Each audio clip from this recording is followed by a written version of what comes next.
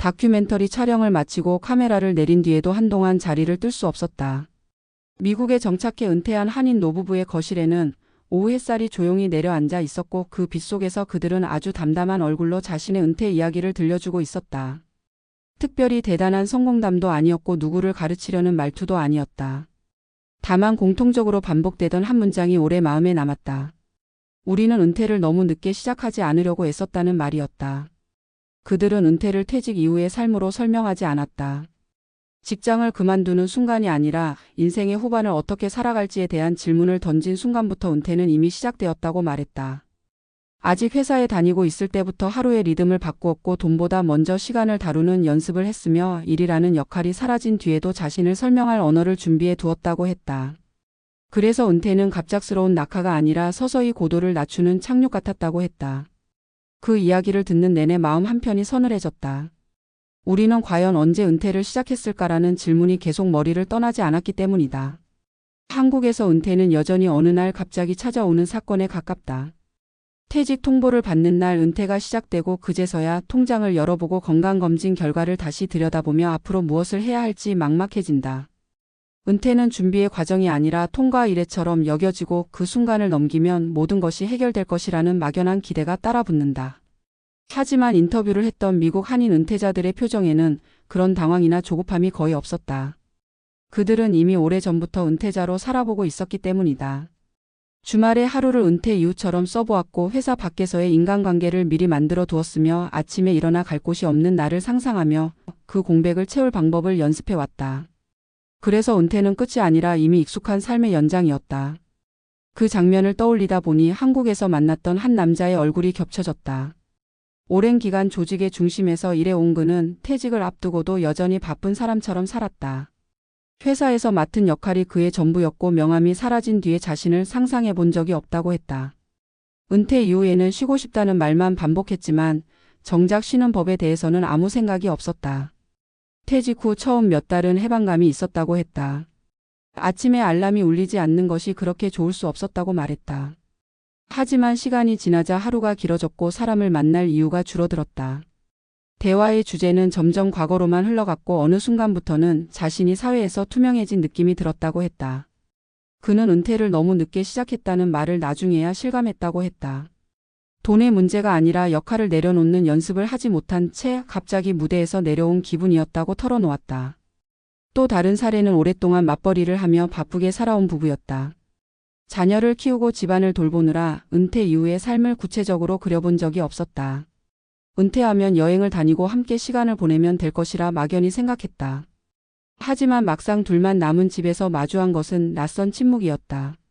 서로의 하루를 공유하는 법을 잊어버린 상태였고 각자의 리듬이 맞지 않았다. 작은 일에도 갈등이 쌓였고 결국 각자 따로 시간을 보내는 날이 많아졌다. 그들은 은퇴를 시작한 것이 아니라 그제서야 은퇴를 고민하기 시작한 셈이었다. 준비되지 않은 은퇴는 쉼이 아니라 또 다른 적응의 전쟁이었다.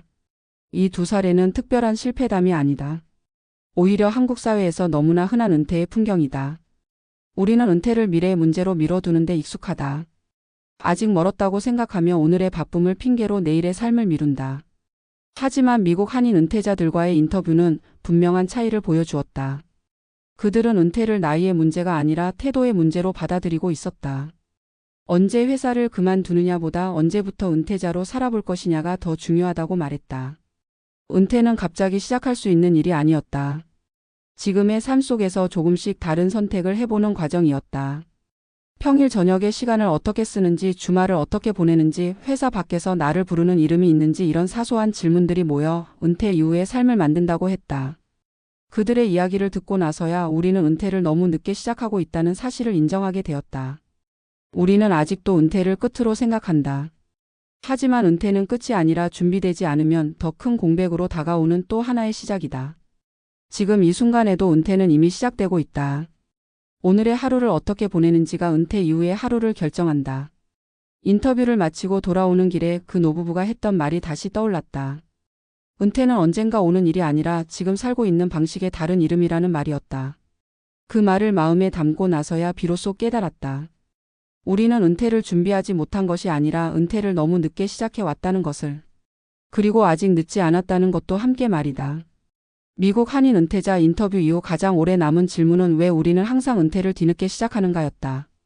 한국 사회에서 은퇴는 여전히 퇴직이라는 사건에 묶여 있다. 직장을 떠나는 날이 은퇴의 출발선처럼 여겨지고 그 이전의 시간은 모두 현역이라는 이름으로 밀려난다. 하지만 이런 인식은 은퇴를 준비의 과정이 아니라 갑작스러운 전환으로 만들어버린다. 준비되지 않은 전환은 대부분 혼란으로 이어진다. 인터뷰에서 만난 미국 한인 은퇴자들은 은퇴를 제도의 문제가 아니라 삶의 구조 문제로 바라보고 있었다. 그들은 연금이나 자산보다 먼저 자신의 하루를 점검했다. 아침에 눈을 뜬 뒤 무엇을 기대하며 일어나는지, 누군가에게 필요한 존재라는 감각을 어디에서 얻는지, 일을 하지 않는 날에도 삶의 밀도가 유지되는지 스스로에게 묻고 또 물었다. 이 과정은 퇴직 직전에 시작된 것이 아니었다.